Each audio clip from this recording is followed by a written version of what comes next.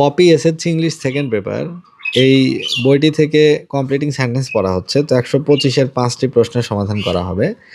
এ নাম্বারে বলছে কাম, তারপরে শূন্যস্থান আছে। তাহলে কাম এখানে বসানো যেতে পারে অ্যাজ আর্লি অ্যাজ পসিবল, অর্থাৎ যত দ্রুত সম্ভব আসো।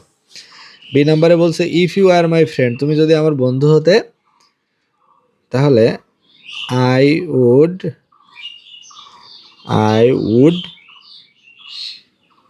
মিক্স উইথ ইউ, তুমি যদি আমার বন্ধু হতে তাহলে তোমার সাথে আমি মেলামেশা করতাম।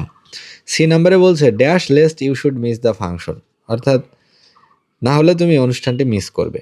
তাহলে কি হতে পারে যে হারি আপ, তাড়াতাড়ি করো, জলদি করো, দ্রুত যেতে হবে, lest you should miss the function, না হলে তুমি প্রোগ্রামটা মিস করবে। ডি নাম্বারে বলছে এ বার্নড চাইল্ড, এটা একটা প্রভাব, এখানে বসাতে হবে ড্রেডস দ্য ফায়ার,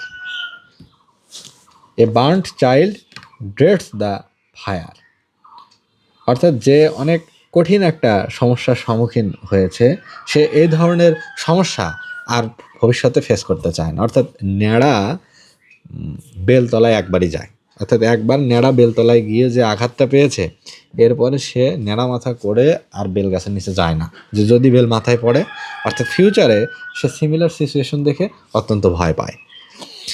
ই নাম্বারে বলছে হোয়ার দেয়ার ইজ লাইফ, এখানে বলবে দেয়ার ইজ হোপ, অর্থাৎ যেখানে জীবন আছে সেখানে আশা আছে, আশা ছাড়া জীবন টিকে থাকতে পারে না, জীবন মাত্রই আশা।